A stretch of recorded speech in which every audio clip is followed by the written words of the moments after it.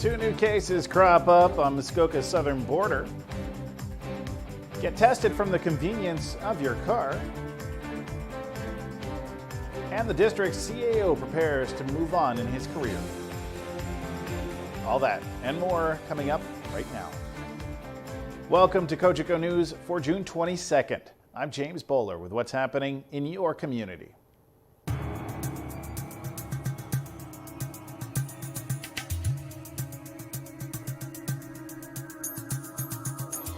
Well, two new cases of COVID-19 have been confirmed on Muskoka's southern edge. Two women from Severn Township, one in her 20s, one in her 30s, have tested positive for the virus, according to the Simcoe Muskoka District Health Unit.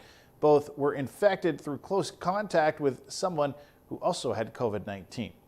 Speaking of COVID-19, a new testing option is now available, running in Bracebridge and Huntsville this week.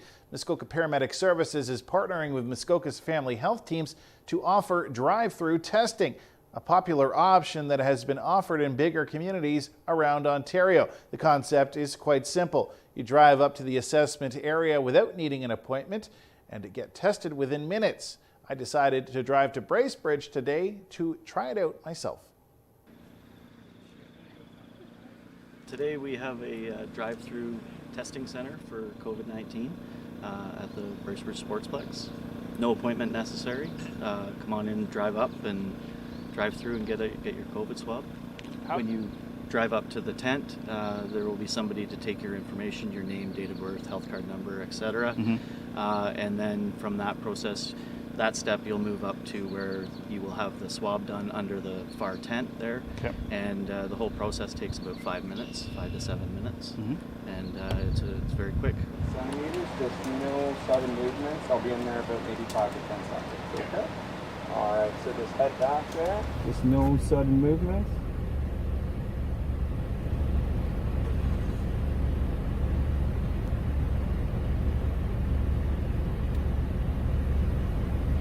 Ooh.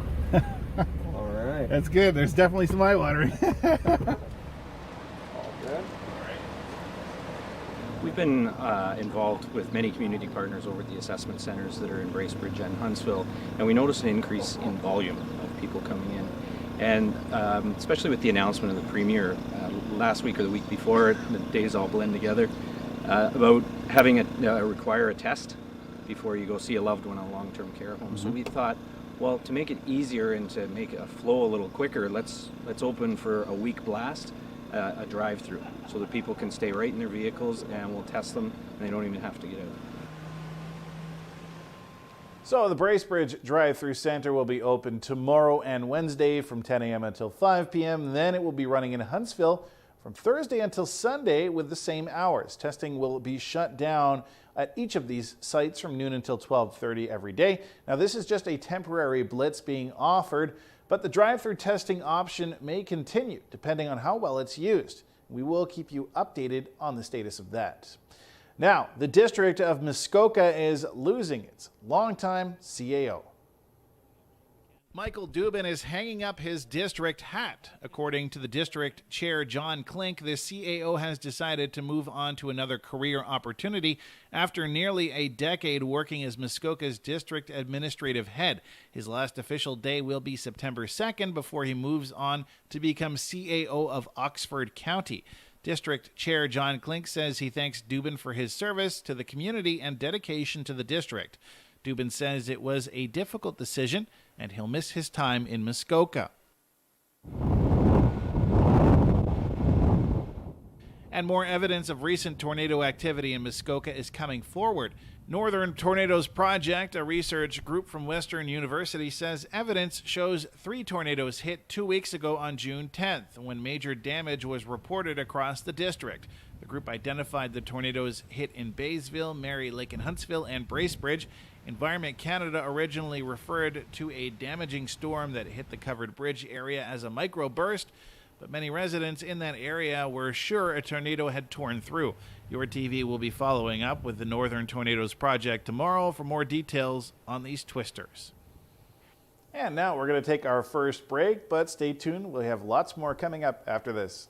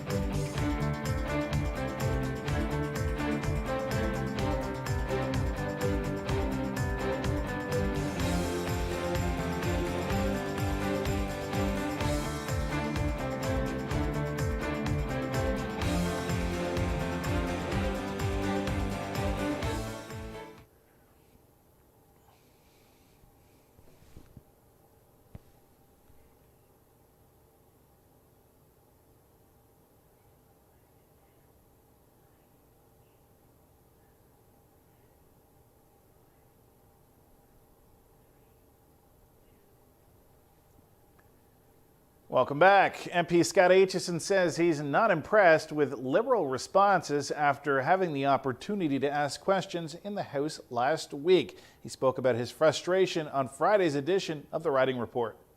Aitchison was given 5 minutes last week to ask the Liberals 3 questions. First up, the Parry Sound Muskoka MP was looking for a follow-up on the summer camp issue. When will the Minister of Finance meet with summer camps to find a solution? And I assure the honourable member that our focus is on the kids and ensuring that they have access to summer camps for this year. It would have been better if they said, yeah, we've talked about camps and we just don't care. But they didn't answer. They refused to answer any questions. And I don't go into the House and, try this gotcha politics where I try to embarrass people. He also had questions around rural broadband as well as confusion around when tour boats, including when the Island Queen, could resume service. Answers, Aitchison says, never came. My question about the Island Queen was very specific. In fact, on the Monday before I was standing up in the House to ask my question, I actually went and spoke to Minister Mark Garneau, the Minister of Transport, who is he's a very impressive man. He's an astronaut, for goodness sakes. He was good enough the following morning, the day of my question, to send me an email, personal email, saying that he was sorry, but his schedule had changed and he was not going to be in the House that day, but that he was going to ensure that the minister who was responsible for covering his files would have an appropriate answer. And I still didn't get an answer. But it's like this government has just turned not answering questions into an art form. It's just their natural position. The Riding Report with Scott Aitchison airs tonight at 8, right here on your TV. Well, those in Huntsville may have noticed a few arrows in the downtown. It's a new suggestion in place to help keep everyone physically distancing. So the BIA requested that the town put directional arrows down Main Street as a way to encourage social distancing. So the town, their permanent markers on the Main Street closest to all of the stores. So it's not necessarily encouraging one-way traffic, it's just encouraging social distancing, and if you want to follow the arrows one way, stay closest to the merchants' stores, and then the other side of the street is open. So it's just to create a bit more of a flow going down Main Street, especially coming into the busy season of summer. The community is concerned that it's creating a one-way street, and that our street is so long, so it's kind of hard to make people go all the way around. And like I said, it's not a one-way street. We just want everyone to recognize that there are some people who want to social distance and want to follow the arrows. So to stay closest to this side of the road versus the other side of the road. The arrows are spray painted on the sidewalk. So we also did it because of streetscape. So the sidewalk will be torn up next year. So the arrows are permanent for the time being. All right, we are back to the break, but stay with us because when I'm coming back, I've got your TV's Scott Acton to tell me a bit about a milestone we need to be celebrating this week in Huntsville.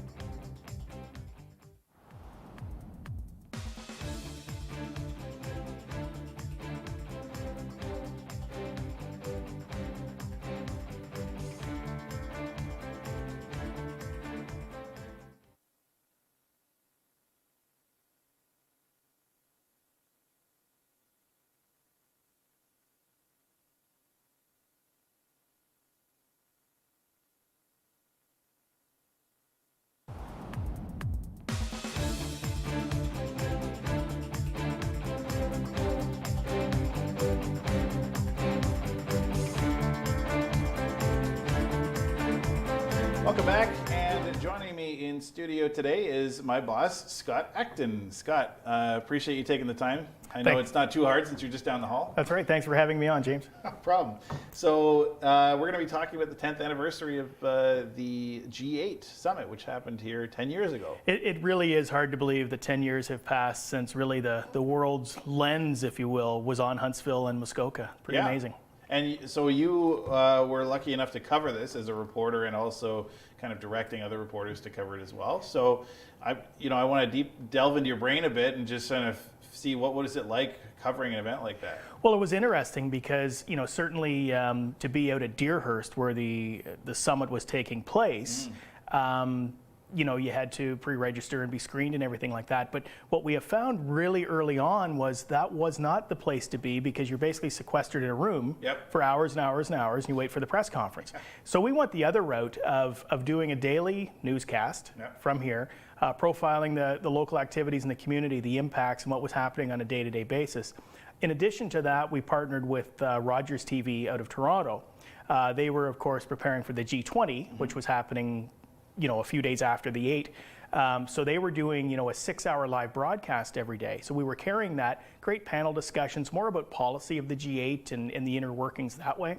So when they would take their station breaks every 20 minutes or so, we would do live hits from downtown. And we would have security experts on, we'd have politicians on, we'd have store owners on, we'd have community residents on, just talking about the local vibe and what was happening at the local level. Now I will say not much happened. Other than lots of police in this community, lots of security. It was a pretty quiet week. Well, there is one point, a story you like to tell me, and I'm hoping you can share it with us now about that certain coverage of the president rolling through Muskoka there? Yeah, so what happened, a couple of things. So the day the summit got underway, and again, it was only 2 days. The day it got underway, we're downtown and we're covering some things, and there's a U.S. military chopper, a couple of them going super low over the downtown core, and that was pretty neat. We did find out later that was in fact Obama arriving. So fast forward to the next day as the summit is ending, I get a text that I should probably be with my camera crew at Highway 60 and 11 out by Independent at such and such a time. So we get out there, and wouldn't you know it, there had to have been 20 OPP cruisers just go flying by, and then the big Suburbans start coming by, and U.S. military chopper again, and this time they're right on the tree line, and you can actually see the gunners right in these choppers, and they're right on top of these sedans as they're heading out, leaving the summit and heading down the highway, ultimately to Muskoka Airport to fly to Toronto for the 20. Something you never see again. It was really, and then we found out later, of course, it was Obama, but it was also the Prime Minister of the UK at the time, Cameron, was in the vehicle as well. So pretty neat. And just to cover that event, it's probably the largest event, I've been involved in. And, just to be a part of that, it started 2 years before with a hastily arranged news conference with the Prime Minister at Deerhurst. What's this about? And then the ball started rolling. So pretty neat to cover it. Again, it's hard to believe it's been 10 years. So what we're going to do this week on the cast is we're going to talk to some of the players from 10 years ago. Tomorrow I'm sitting down with Claude Doughty, former mayor. Later in the week, Tony Clement, former MP. And we're going to just sprinkle the week with a bunch of highlight clips, if you will, to kind of take us back to that time 10 years ago. So we're going to start it out today. I understand you have a clip you want to show us, so tell me a bit about it. So this clip, it was interesting. So Deerhurst Resort being the epicenter of this, and as the residents will recall, the security was just amazing. The fences along Highway 60, and so we were allowed on site for about 10 minutes 2 days before the summit began. We were invited on to do a quick interview in the parking lot just to see what was happening there, and just the preparations that got underway. We also spoke with a neighbor who lives just over Hidden Valley area. So you think about that neighborhood and how close it is to Deerhurst and the impact there, right? So you'll see a neighbor, you'll see Deerhurst and how preparations were underway. Again, these interviews were shot literally days before the world's eyes were on Huntsville. All right, well, let's take a look at that clip. A lot of blood, sweat, and tears.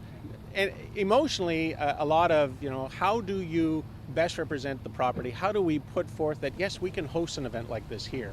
And you're right, it's been almost 4 years for myself, 2 years from a public point of view in terms of putting the details together with the summit management team. They're a fantastic group to work with. I must tell you, to be here and to see how their schedule meshes with our resources and our schedule, and the product starts to be enhanced and put into place, has just been, so rewarding. The best laid plan has really made this become a very, very smooth transition. Very comfortable, very happy. For 3 days, we're going to live in one of the safest neighborhoods in the world. Jillian Brown Detmer and her husband Paul live just steps from where world leaders are meeting this week.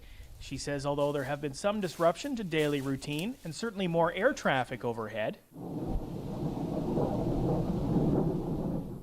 she's taking it all in stride. She says the biggest impact may be on the wildlife. Well, at the end of April, of course, the perimeter fencing started, and right behind the property, you can see in the ravine, is the 7-foot-high metallic fencing. We heard the construction crews come in, and that is normal. As far as the impact on the community, besides the noise factor, there hasn't been, but we've certainly noticed that the wildlife, clearly their migration, isn't here, which they normally are. So the deer, the Grassmere deer that normally congregate in Grassmere and cross the valley over to the Deerhurst, their herding instincts have been interrupted. We don't see many bears around right now, so the gardens are benefiting tremendously. It'll be interesting to see how long after the fences are taken down and the thousands of soldiers leave, how long it takes for the wildlife to return to the area. But as you can hear, it's peaceful. It will be peaceful and quiet. This is Huntsville welcoming the world. This is fantastic. Well, it's pretty interesting clip, and kind of gives some insight into how people were feeling, and the initial coverage of this. And I am looking forward to seeing what else you'll be bringing this week. So just give us a tease again of what we can expect. Yeah, so again, I'll be sitting down tomorrow with Claude Dowdy. Reached out to him, and I spent a lot of time with Claude over those 2 years leading up to, and the year after as well. Because there was some controversy that followed the G8 as well. So getting Claude to reflect on that time. Certainly, he'll talk a lot about the building of infrastructure in this community at that time. And, of course, the G8 did warrant, quite a few funds coming into this community, things like the Summit Center and the former Waterloo building, things like that came as a result of the G8. So I'm sure Claude will talk about that. Tony Clement later in the week, obviously he was one of the ones behind the scenes who brought it here, being a cabinet minister in Harper's government at the time. And again, I've just been going through the archives and lots of really neat stories, even things like, doing streeters downtown, talking to people how they're feeling, business owners, how they were embracing the G8. So lots of little clips throughout the week. Very cool. Well, once again, the celebration of the 10th anniversary of the G8 Summit. Scott, thanks for taking the time today. Thank you. And we are going to take a quick break. We'll be right back after this.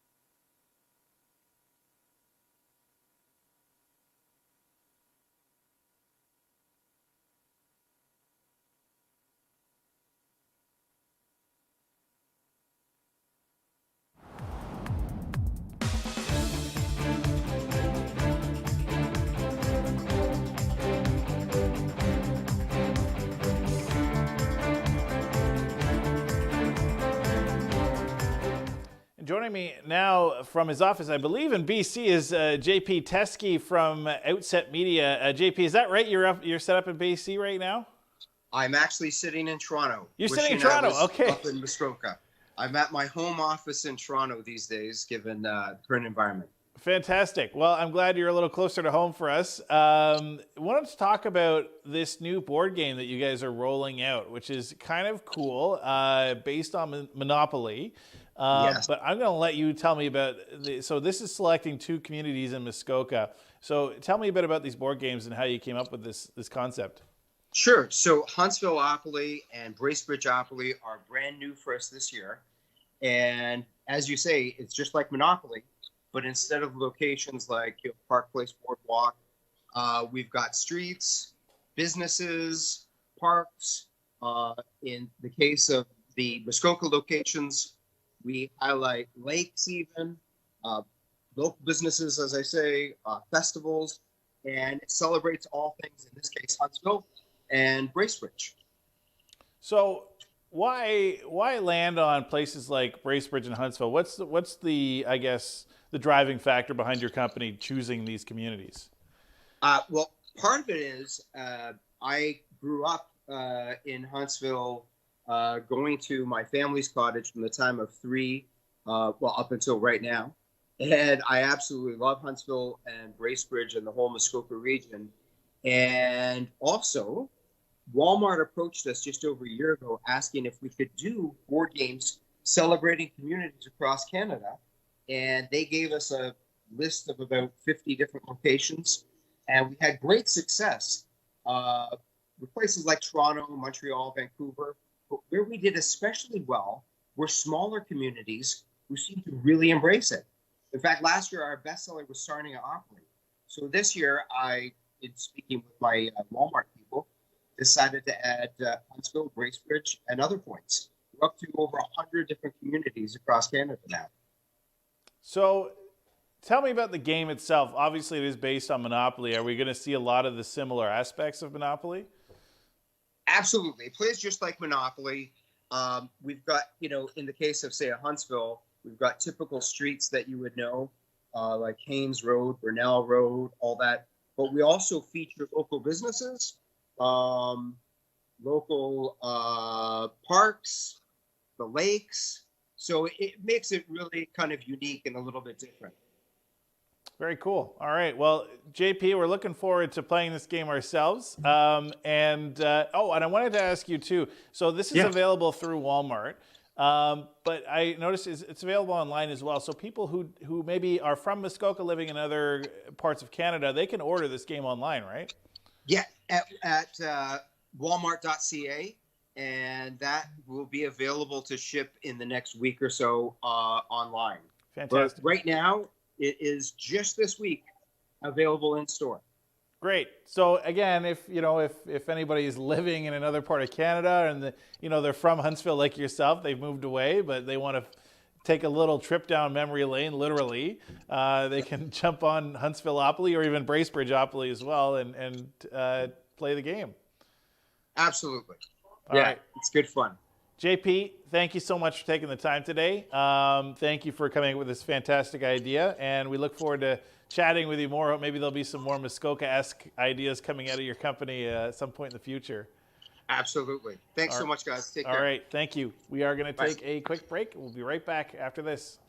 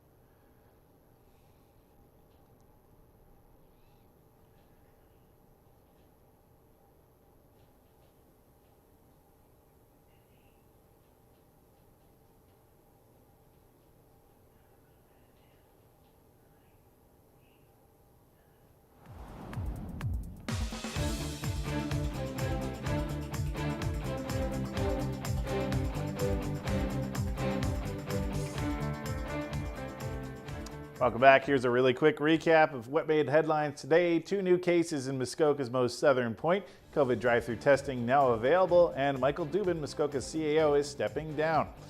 And that is Cogeco News. For more information on the program, head over to yourtv.tv or connect with us on social media by searching Your TV Muskoka. You can find us on YouTube, Facebook, Instagram, all the social media channels. And remember to watch us live at 5 Monday to Thursday from everyone here at Cogeco News. Thanks for watching and have a good night.